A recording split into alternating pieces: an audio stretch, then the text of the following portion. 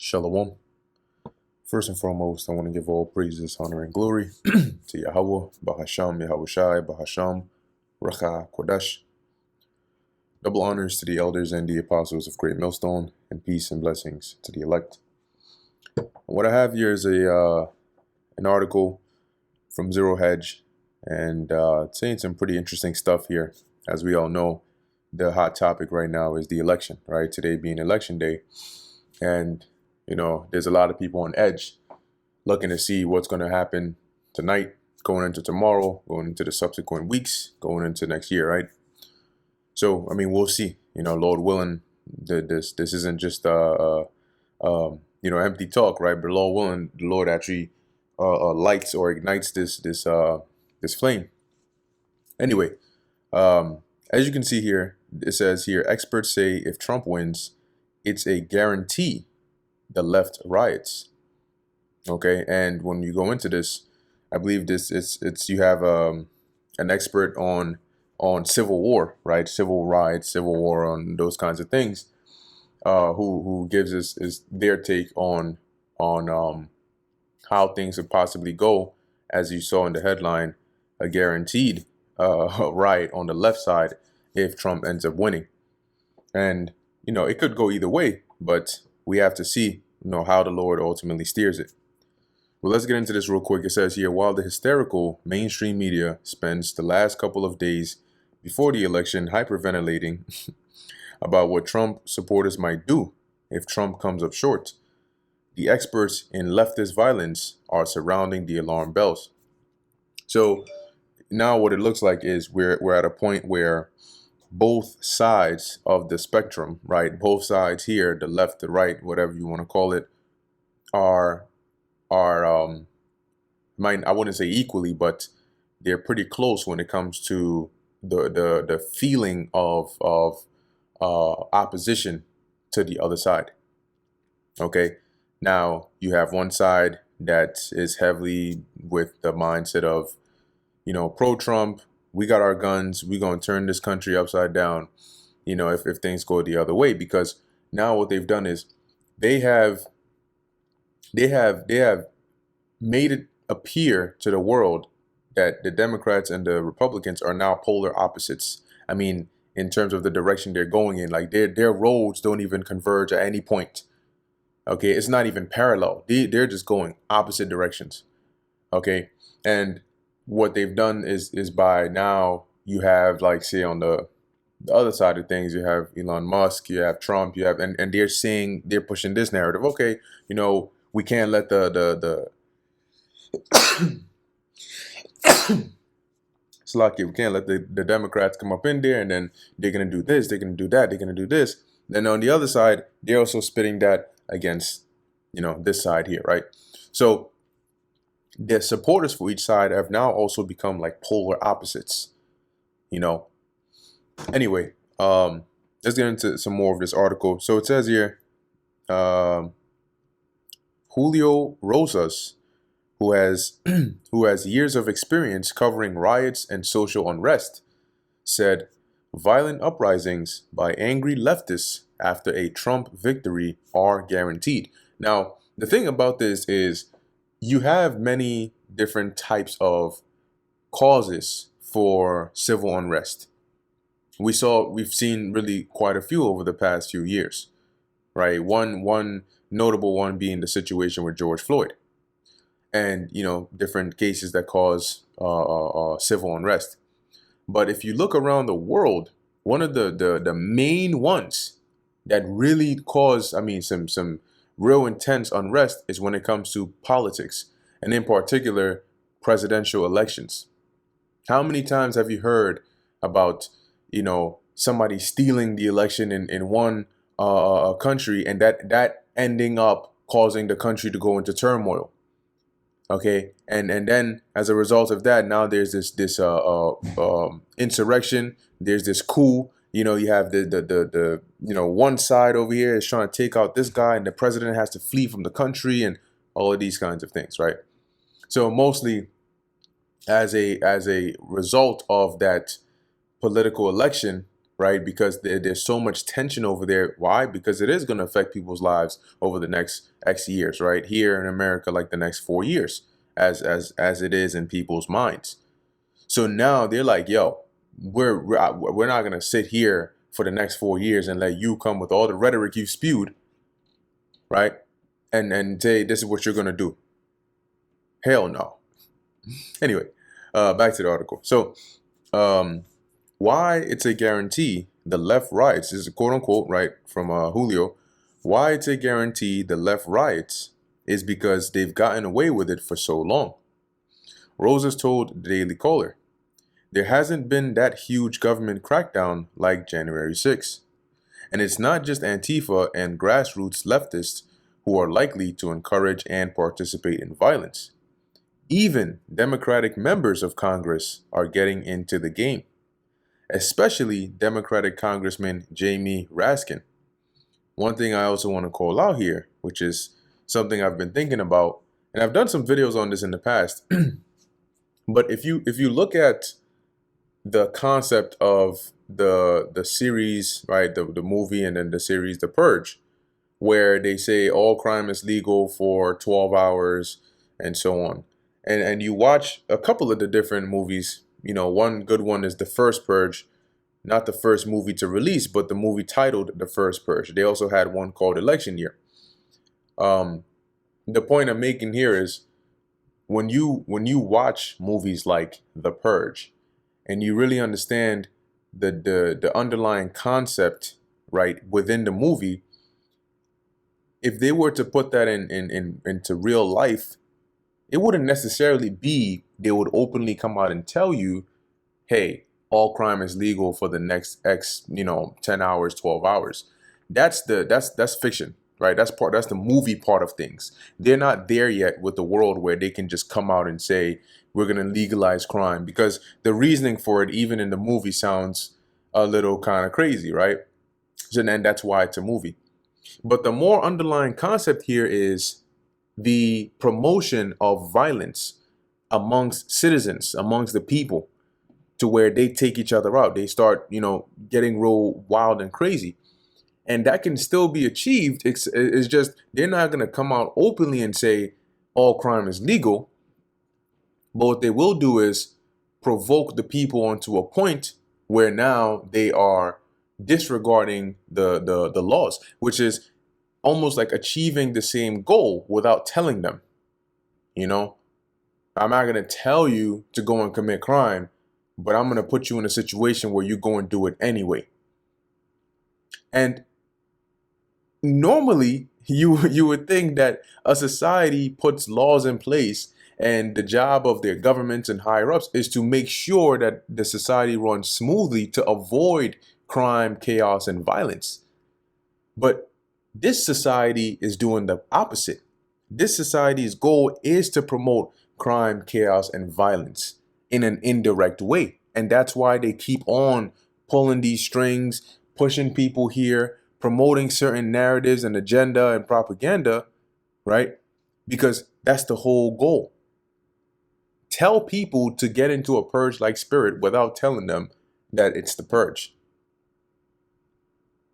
And there are ways to do that. Anyway, so it says here, it sounds like Jamie Raskin is trying to start a civil war. Mike Davis, a Trump-aligned lawyer and founder of the Article 3 project, told the Caller. So you have predictive programming, right? You have movies, TV shows that come out all themed around this kind of, scenario, some more specific than others, right? I was just watching the beginning of a video that the elder brother Karatazar from GMS Vegas did, and I forgot the name of the trailer of the movie. I think it was a movie. I forgot the name. I can't believe it just escaped me. But it's one of his recent videos, and it's going into that predictive programming, and it looks just like what they're doing now.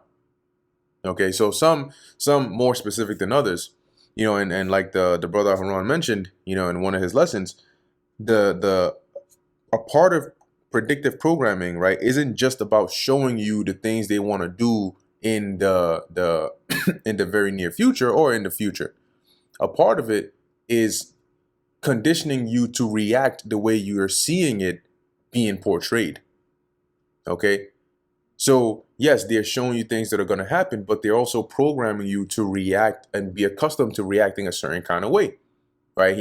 I like the way he put it. It give a very good example to say that you may see, for example, you watch like Chucky, right? When you see this little doll running around chasing people and shit, and then that conditions you to where if you see something like that in real life, even though this doll is like, Lord, less than 2 feet tall, you could just kick it somewhere. People, oh shit, Chucky, hey, oh, then they're gone. You know, as opposed to somebody who's never watched those movies. Maybe they're not from this area. They don't share that cultural, theme of America and these scary movies and stuff. They see that, they're gonna be like, what the man, kick that shit somewhere. you know.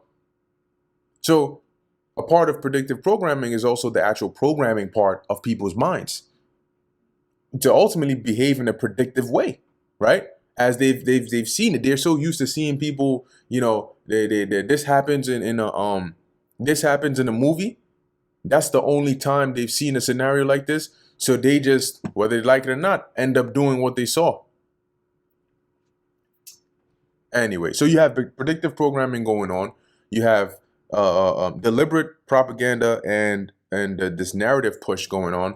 So it's just constantly feeding into people's psyche what the intensity of this, but also there's this push of like violence, chaos, violence. Yeah, either side is going to be a war, violence, chaos, and that's just in people's heads to the point where it almost starts to become like expected. It goes from a probability or a possibility to now an expectation. We expect there to be violence because of this. And then it makes it more real. So it says here, the violence in 2016 was just a warm-up. The Daily Caller reminded readers that violence would be nothing new. We saw it after Trump won in 2016. Blocks from the U.S. Capitol, a limo burst into flames moments after dropping off guests at Donald Trump's inauguration. Flares and bricks flew through its windows. The driver, Luis Villarreal, fled his torch car, which belonged to a Muslim immigrant small business owner.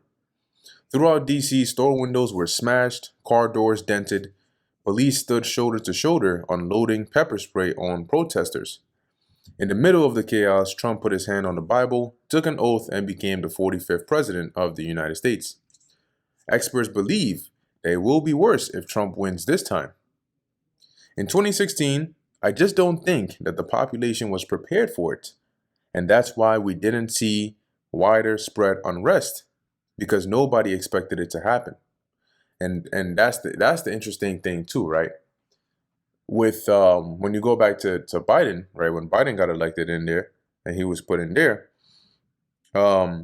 something interesting there was people didn't do too much because they hadn't seen Biden. It was just about hearing others saying this guy isn't, gonna do whatever, but he's better than Trump, so get Trump out of there. So it wasn't this level of like chaos here.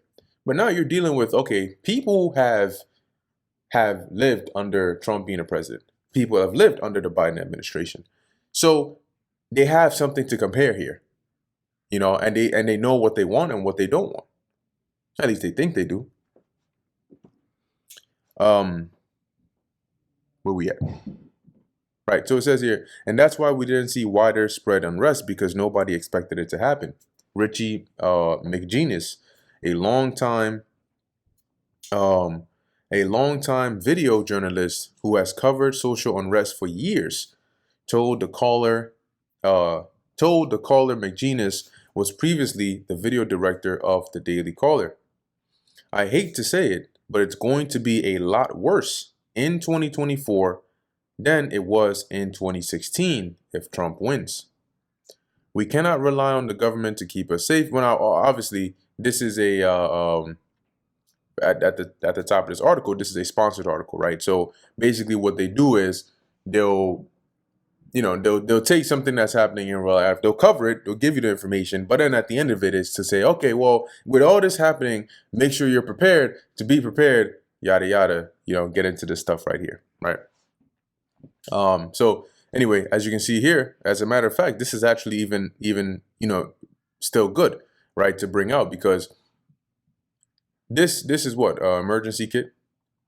Why would an emergency kit, like, why would people need to advise others to stock up on food, find ways to protect themselves, make sure they have emergency kits here and all that over an election? We know why, because we know that it's leading to 2nd Ezra 15, which I'm going to get. Okay, now this is 2nd Ezra chapter 15, verse 14. It says, "Woe to the world and them that dwell therein, for the sword and their destruction draweth nigh." So guess what? Every day that passes, that sword and that destruction, which is going to be out here most during the time of Jacob's trouble, it draws closer and closer. And one people shall stand up and fight against another with swords in their hands. Guess what? This we know will happen for certain. Whether it's by the outcome of this election or by something else that arises, we know that this will happen. Okay? And now what you're seeing is that the one people, right, whether Democrats or Republicans or whatever they want to believe in, already going at it verbally, threats, and now eventually it's going to get physical because it's prophesied to happen. And as it says, with swords in their hands, and that's an even greater escalation. You're not dealing with just fists and insults. Now you're dealing with a sword is a killing instrument. So is a gun. And once they cross that threshold, you don't undo that. It's like they talk about the cycle of violence. For there shall be sedition among men, and invading one another. This is the key part right here. They shall not regard their kings nor princes. This is what happens when you have civil unrest. And the course of their actions shall stand in their power. And that is what they're trying to trigger, with all of this that's going on. A man shall desire to go into a city and shall not be able, for because of their pride the city shall be destroyed, the city shall be troubled, the houses shall be destroyed, and men shall be afraid. And that's going to happen a lot. You're going to see a lot of fear. Now, yeah, there's going to be a lot of violence, but there's also going to be a lot of fear. A man shall have no pity upon his neighbor, but shall destroy their houses with the sword, and spoil their goods because of the lack of bread and for great tribulation. Because eventually that's what things turn into. The chaos can be caused by one thing, but once it starts spiraling, like the little snowball that becomes an avalanche, then at that point, the things that are going to be happening as a result of that might not even be related to that. You're going to find people doing some wild shit. Why? People who don't even care about the election. They're just going to be doing wild shit because they're taking advantage of the environment that they're in. It's chaos. So anyway, just wanted to bring that out. Thought that was pretty interesting, so let's see, right? Let's see what happens, what ends up happening. But it's definitely looking like, it's a it's definitely a pivotal moment. All right, we can say that at least. So anyway, with that, Lord willing, this was edifying and informative to the elect. In closing, I want to give all praises, honor, and glory to Yahweh, Bahasham, Yahweh Shai, Bahasham, Rachak, Kodash. Until next time, Shalom.